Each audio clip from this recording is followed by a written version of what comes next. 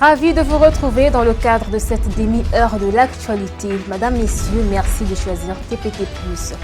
Au sommaire, à l'occasion du 66e anniversaire de l'indépendance du Congo, le président Denis Sassou Nguesso s'est adressé à la nation le 14 août. À cet effet, il a donné le sens exact du thème « Objectif développement accélérant la marche ». Vous suivrez également dans ce journal l'histoire fondatrice de la nation depuis son indépendance. Une histoire qui renforce l'identité collective et invite les citoyens à préserver la souveraineté et l'unité du pays. Voilà pour les titres, restez avec nous pour le dérouler.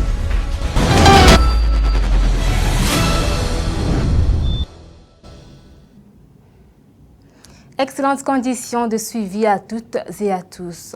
La République du Congo a célébré ce samedi 15 août 2026 le 66e anniversaire de son indépendance. À cet effet, un défilé civil et militaire s'est déroulé au boulevard Alfred Raoul de Brazzaville sous l'autorité du président de la République, Denis Sassou Nguesso, qui a donné le top de cette cérémonie en ces termes. Suivez. Excellence, Monsieur le Président de la République, chef de l'État, chef suprême des armées, je vous demande très respectueusement l'autorisation de commencer le défilé civil et militaire marquant le 66e anniversaire de l'indépendance de la République du Congo.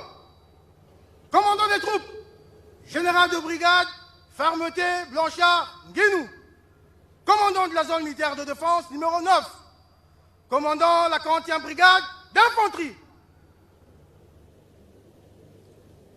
Je vous salue, ainsi que vos troupes, drapeaux, étendards et fanions, et vous autorise à commencer le défilé. Bonjour, Monsieur le Président de la République.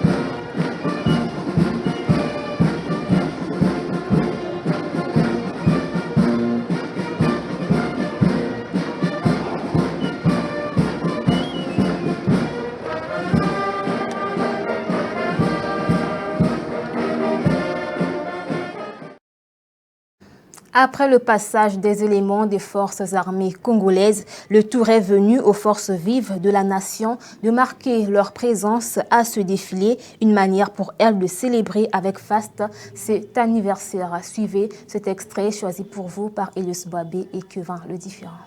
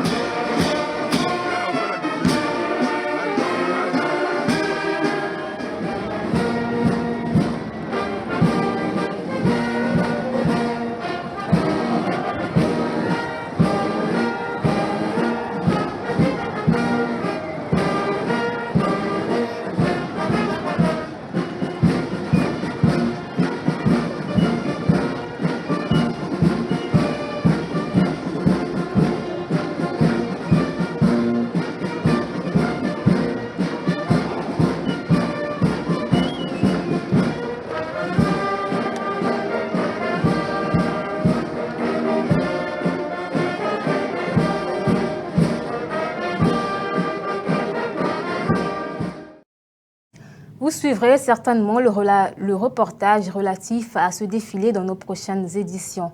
Poursuivons ce journal.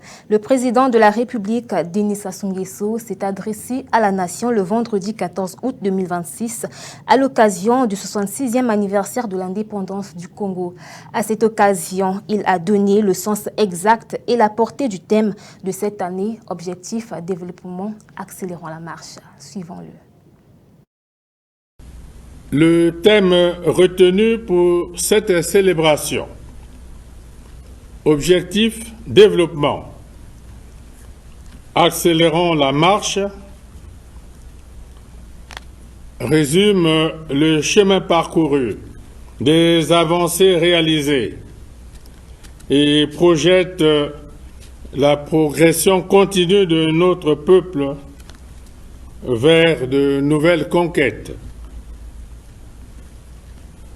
La matérialisation de cette directive possède des conditions permissives telles l'affirmation de la volonté politique, la primauté de la bonne gouvernance, la mobilisation de la ressource appropriée. À ce sujet, la détermination des pouvoirs publics à mener à bien nos projets de développement ainsi que les réformes économiques et financières en cours demeure sans équivoque. Pour sa part, notre peuple fait preuve de résilience et assume son destin avec optimisme et confiance. Rappelons aussi que la mise en œuvre de notre projet de société, l'accélération de la marche, requiert la mobilisation de ressources conséquentes, d'où l'impérieuse nécessité pour nous d'explorer l'environnement économique et financier de notre appareil étatique. C'est ce qu'on appelle compter sur ses propres forces. Poursuivant ses propos, le chef de l'État a rappelé à tous le fait d'œuvrer dans le sens d'accélérer la transformation de notre pays en mettant en pratique les directives prises. On réécoute le chef de l'État. À cet effet, nous sommes convaincus que l'accélération de la numérisation des secteurs d'activité porteurs, tels les douanes, les ports, les impôts, le foncier, peut annihiler l'évasion de recettes publiques, procurer suffisamment de ressources pour couvrir les charges de fonctionnement de l'État et soutenir l'effort de développement. Le budget de l'État, exercice 2027, devrait être, dans son orientation et son élaboration, un test cardinal pour l'ingéniosité gouvernementale. La grande mobilisation du peuple lors de l'élection présidentielle devrait être perçue comme une promesse fondée sur la conviction et l'optimisme de la satisfaction espérée de ses attentes. Dans ce sens, le peuple dit avoir pleinement et en toute responsabilité honoré ses engagements durant ce scrutin. Il attend désormais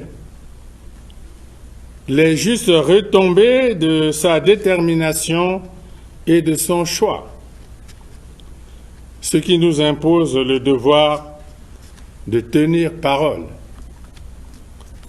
C'est pourquoi je n'accepterai pas que l'accélération de la marche vers le développement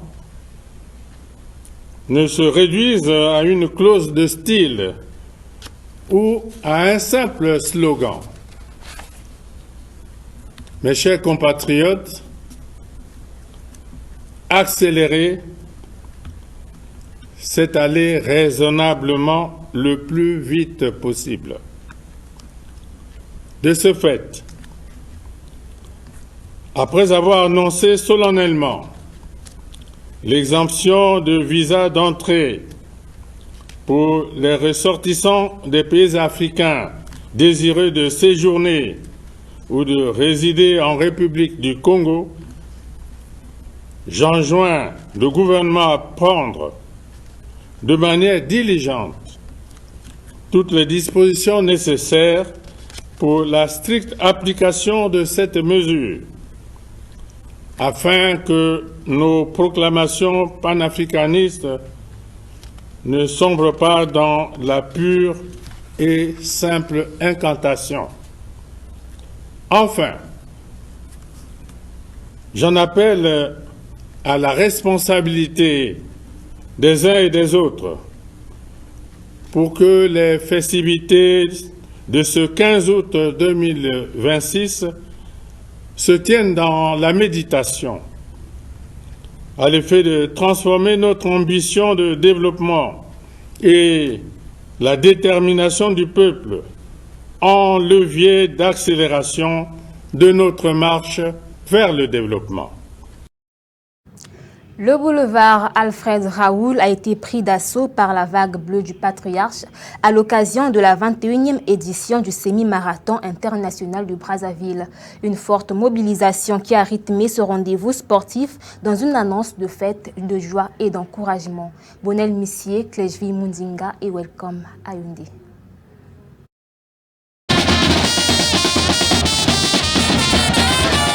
À l'occasion de la 21e édition du semi-marathon international de Brazzaville, le boulevard Alfred Raoul a vibré au rythme d'une impressionnante mobilisation. La vague bleue du Patriarche a répondu massivement au rendez-vous, dans une ambiance festive, chaleureuse et électrique. Une véritable marée bleue a envahi le boulevard Alfred Raoul. Vêtus de bleu, les membres de la vague bleue du Patriarche se sont mobilisés au nombre pour accompagner cet événement sportif majeur, dans la joie, la bonne humeur et une ferveur communicative. Entre sourires, chants et encouragements, la mobilisation témoigne de la volonté des participants de rester présents au grand rendez-vous de la nation. Pour les membres de la vague bleue du Patriarche, cette présence est aussi une manière d'afficher leur engagement et leur accompagnement constant. Chaque mobilisation répond à un grand rendez-vous. Aujourd'hui, nous célébrons le SMIB de Brazzaville. Nous sommes à 2 décennies déjà que le Patriarche avait pensé qu'il fallait mettre en place cette grande rencontre qui mêle jeunesse, sport et unité. Donc nous, en tant que vague bleue du Patriarche, nous sommes venus ici pour réaffirmer notre soutien toujours autour de ces initiatives, surtout quand ça reste dans le temps. Mais ce n'est que l'adhésion à la vision. Ceux qui sont avec nous, les militants qui nous accompagnent, ont adhéré à la vision du président de la République. Donc aujourd'hui, chaque fois qu'il y a un rendez-vous avec le peuple, nous nous mobilisons toujours en masse. Il n'y a aucun secret à part l'adhésion. L'ambiance était particulièrement animée. Le boulevard Alfred Raoul a vibré au son des artistes musiciens congolais venus ajouter une touche musicale à cette grande fête sportive.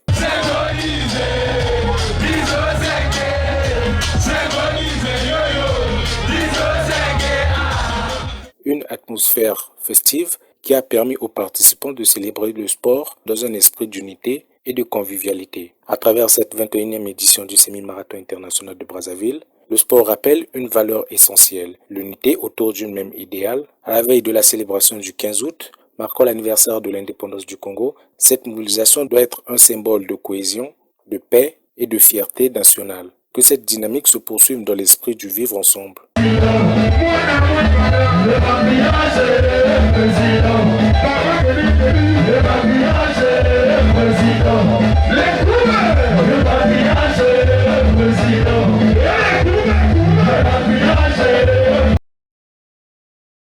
Un autre titre dans ce journal.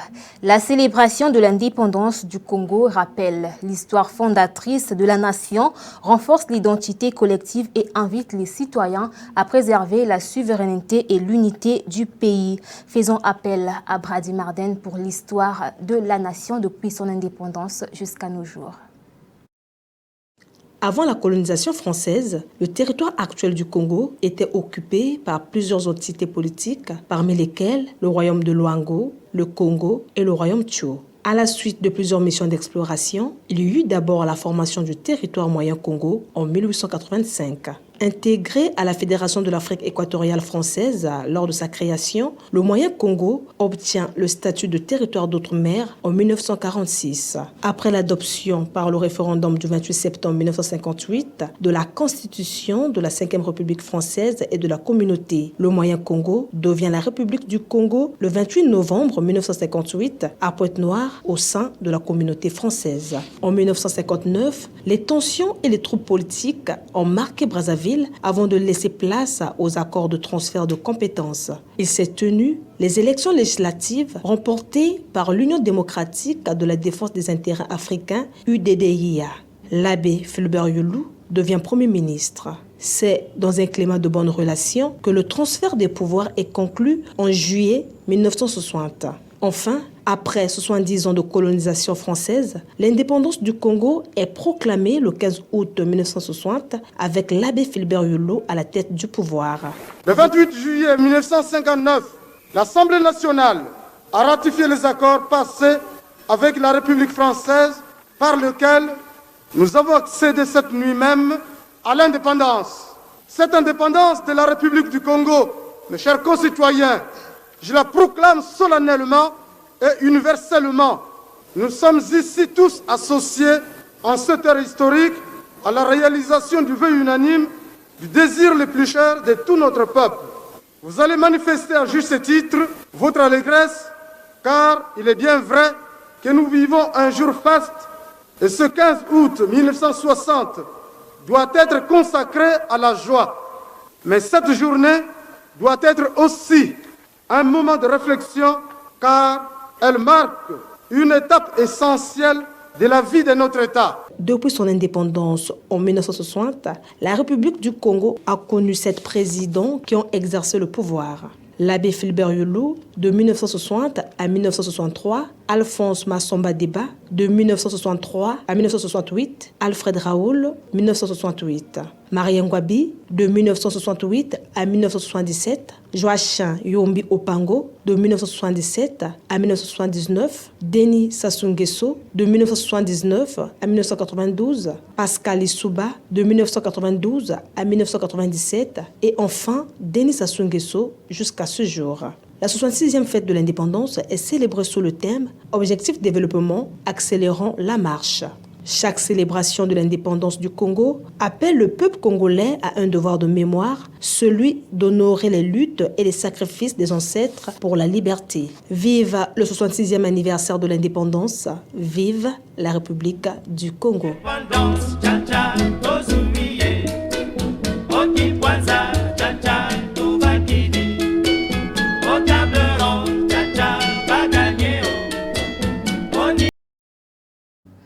Bien avant le message à la nation du chef de l'État, les Ponténégrins ont réagi en espérant un discours prometteur et satisfaisant, suivant leurs propos au micro de Rudy Gloire Maswangi et Francky Premier.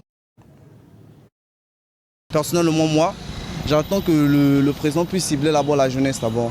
Parce que bien beau que la jeunesse est remplie de vices, mais aussi des jeunes qui ont travaillé, qui aujourd'hui, ils attendent seulement que le président puisse mettre des choses à notre disposition. Donc moi j'attends que le président puisse tenir plus sur la jeunesse qui est l'avenir de demain et qu'il puisse nous permettre aussi de saisir nos opportunités pour que cela puisse nous aider. Je pense que cela nous fera vraiment grand plaisir. Bon, moi je peux dire qu'il n'y aura pas de changement, puisque ce n'est pas aujourd'hui qu'on est au Congo, des années aux années, c'est toujours la même chose. Et si ça change, Dieu merci, mais nous savons tous au Congo qu'on est déjà habitué avec notre vie. Le message du chef de l'État, le chef suprême d'armée, il faut toujours prêter attention sur ce qu'il dit. Et sa déclaration serait suivie avec beaucoup d'attention. Et ça va nous permettre de se faire une idée du message qu'il va transmettre auprès de sa population. Mais nous pensons que le chef de l'État, c'est sûr qu'il va se donner à fond, ça veut dire qu'il va se déterminer, il fera un discours pimpant, un discours pas comme d'autres discours qu'il a l'habitude de faire, un discours convaincant. Et je crois qu'il donnera la responsabilité à ses membres du gouvernement de se mettre au travail, de tout faire. Et je crois que le président a constaté quelques failles, mais je suis sûr que les failles des gestionnaires, bien sûr, de ceux qu'il met dans les fonctions, mais je crois qu'il va s'atteler, il va corriger. Je pense que les jours à venir, on aura des bonnes solutions concernant les promesses que le chef de l'État tient à ses populations. Nous, on ne s'attendait pas à ce qui se passe aujourd'hui. Moi, par exemple, je suis un retraité. Moi, je m'attendais à beaucoup de choses, à un changement, parce qu'ils avaient promis. Même ce qu'il a dit au Premier ministre, que non, nous devons réaliser ce que nous, on a promis. Mais sur le terrain, on ne voit pas. Tu vois un peu. C'est quand même déplorant. Il faut à tout moment se plaindre de nous, de toutes les façons, pour le truc de l'autre, là, la pension, là. C'est quand les fonctionnaires sont payés, automatiquement, eux, ils ont leur argent qu'ils versent. Donc c'est l'argent que devait nous reverser. Mais non, on a comme l'impression qu'il n'y a rien. On nous dit toujours qu'il n'y a pas l'argent, il n'y a pas l'argent. Mais c'est quand même déplorable. Revenons sur l'ambiance qui a prévalu la veille de la fête de l'indépendance en suivant le décor constaté au grand marché de la ville. Une fois de plus, Ridugouan Maswangi et Francky Premier. Ce 15 août 2026, le Congo-Brazzaville va célébrer le 66e anniversaire de son indépendance sous le thème « Objectif Développement, accélérons la marche ». Dans la ville de Pointe-Noire, à l'orée de cette journée, l'atmosphère est au rendez-vous. Au grand marché, les allées du marché débordent de monde et les grandes artères ont été prises d'assaut par les vendeurs à la sauvette. Les maillots, écharpes, les drapeaux sont vendus à bas prix pour commémorer la fête nationale puisque du côté des vendeurs, tout baigne. Ce qui est vrai, mouvement gueulé. Ce qui est vrai, il y a le mouvement. Les Congolais et Congolaises aiment vraiment le pays. Tous sont en train d'acheter les maillots et drapelés, y compris les Sénégalais. Vraiment, le mouvement de la fête de l'indépendance est là. Quelle ambiance qu'elle est. Nous sommes en train de vendre en paix, en dehors de quelques dérangements. Il y a une fête indépendante. Mais les maillots et d'autres articles de la fête de l'indépendance se vendent. Il y a selon bête pas fondé quoi. Nous sommes dans la joie, selon nous les vendeurs. Dans quelques mairies aussi visitées, les préparatifs vont bon train, comme la population le témoigne. Ça se passe très bien, comme vous le remarquez. La mairie de Vouvois a été bien décorée. Je pense que c'est une nouvelle journée qui va depuis jusqu'à l'événement de demain. Ça se passe très bien. Je regarde aussi certains filles et fils du pays qui sont là. Ils ont eu à décorer. Ils ont mis des drapeaux sur leur visage. Ça se passe très bien. Je trouve que l'atmosphère est très festive en tout cas. Je vois les drapeaux de part et d'autre et voilà un peu. Vraiment, nous ici, on est dans la joie parce que c'est l'indépendance du pays. Il y a des drapeaux qui sont là. Vraiment, c'est une grande fête pour nous. Rappelons que la ville s'est mise en mode indépendance puisque l'ambiance y est. Ce 14 août, Pointe-Noire retient son souffle, mais pas sa joie. Même en l'absence du défilé civil, la capitale économique est déjà en fête.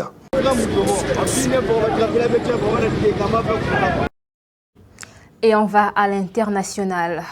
Le naufrage d'un ferry gouvernemental sur le lac Kariba au Zimbabwe a fait au moins 46 morts selon un nouveau bilan communiqué par la police.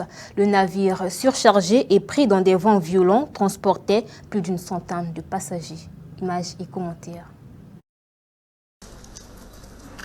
Au Zimbabwe, sur les rives du lac Kariba, les récits des rescapés et des familles donnent la mesure du drame provoqué par le naufrage d'un ferry gouvernemental qui a fait au moins 46 morts. À la morgue de Kariba, Koto Duncan tente de retrouver des proches disparus. Pour l'instant, seuls 2 membres de ma famille ont été retrouvés. 7 autres sont toujours portés disparus. Je suis donc ici, à la morgue, dans l'espoir de les retrouver. Selon des survivants du naufrage, lorsque le bateau a chaviré, les passagers se seraient précipités vers les gilets de sauvetage, mais nombre d'entre eux ne savaient pas les utiliser. Des témoins ont notamment rapporté que l'eau pénétrait dans la salle des machines et que des marchandises tombaient par-dessus bord avant que le ferry ne chavire. Le témoignage de Tekmor Malunga est encore plus poignant. Son oncle Wan Mereki lui avait parlé juste avant le naufrage, alors que l'eau pénétrait dans le ferry. La dernière fois que nous avons parlé à notre oncle, Wan Mereki, il avait dit à son frère jumeau qu'il s'était réfugié dans la cuisine du ferry car l'eau commençait à s'infiltrer de toutes parts. On sait qu'il avait sur lui des photographies de son grand-père et de lui-même lorsqu'il était enfant.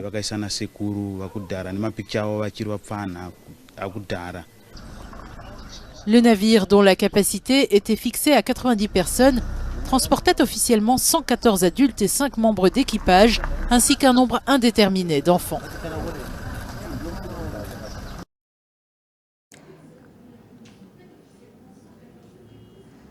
Allons-y à présent au Mozambique, où l'ONU estime qu'une victoire militaire contre l'insurrection des djihadistes est encore hors de portée. Après une mission de 10 jours à Cabo Delgado, le rapporteur spécial Ben Saoul appelle les autorités à privilégier une issue négociée au conflit. Suivez. Au Mozambique, l'ONU estime qu'une victoire militaire contre l'insurrection djihadiste est encore hors de portée. Après une mission de 10 jours à Cabo Delgado, le rapporteur spécial Ben Saoul appelle les autorités à privilégier une issue négociée au conflit. Après 9 ans de violence, aucune solution militaire ne semble se profiler à l'horizon. J'encourage le gouvernement à explorer les possibilités d'un règlement négocié du conflit. Malgré le soutien des forces rwandaises, l'ONU juge que la stratégie militaire du Mozambique reste trop défensive pour affaiblir durablement les groupes djihadistes.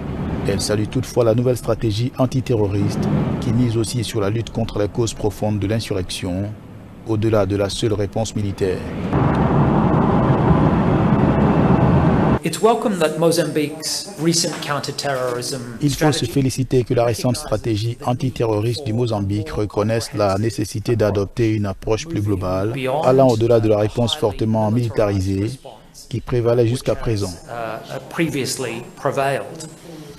La nouvelle stratégie reconnaît la nécessité de s'attaquer aux conditions propices au terrorisme ou aux causes profondes qui le sous-tendent. Depuis 2017, le conflit a fait plus de 6600 morts et déplacé 1,5 million de personnes. Près de 1,7 million d'habitants ont aujourd'hui besoin d'une aide humanitaire, selon ACLED.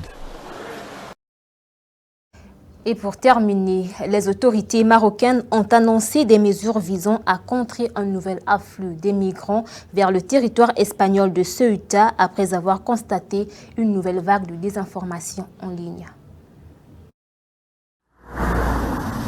Aux portes de l'Europe, à l'entrée de Ceuta, la tension reste palpable. À Afnidek, les autorités marocaines et espagnoles renforcent leurs dispositifs de sécurité et érigent de nouvelles barrières afin de prévenir de nouvelles traversées clandestines. Une réponse aux appels lancés sur les réseaux sociaux qui ravivent la crainte d'un nouvel afflux migratoire dans cette zone déjà marquée par le drame de juillet. Le Maroc a érigé une nouvelle clôture. Cela contribuera à réduire les problèmes auxquels nous sommes confrontés ici. Même si ces jeunes sont nos frères, nous voulons ce qu'il y a de mieux pour tout le monde. Les autorités promettent des poursuites judiciaires contre les auteurs des appels. Derrière les dispositifs de sécurité, les habitants de Fnidek expriment aussi leur inquiétude face au désespoir des jeunes migrants, victimes de fausses promesses diffusées sur les réseaux sociaux.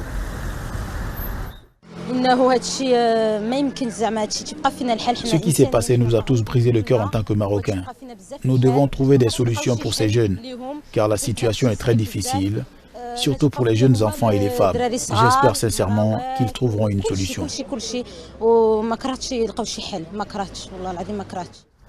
Près de 2000 migrants, dont environ 1000 mineurs non accompagnés, se trouvent encore à Ceuta après l'afflux massif du mois dernier.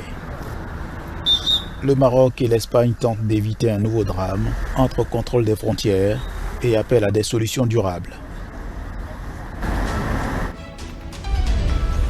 Et voilà, ainsi donc se referme cette page d'information. Madame, messieurs, partagez l'amour autour de vous, car c'est le plus important. On se retrouve prochainement. Sur ce, bonne fête d'indépendance à tous les Congolais.